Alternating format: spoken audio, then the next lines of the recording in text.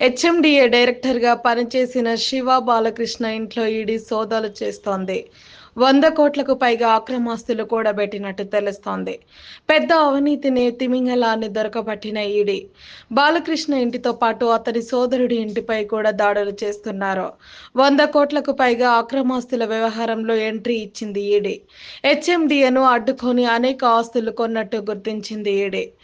రేరీస్ పర్మిషన్ల పేరుతోటి శివ బాలకృష్ణ భారీగా వసూలు చేసినట్టుగా ఈడీకి ఫిర్యాదులు వచ్చాయి.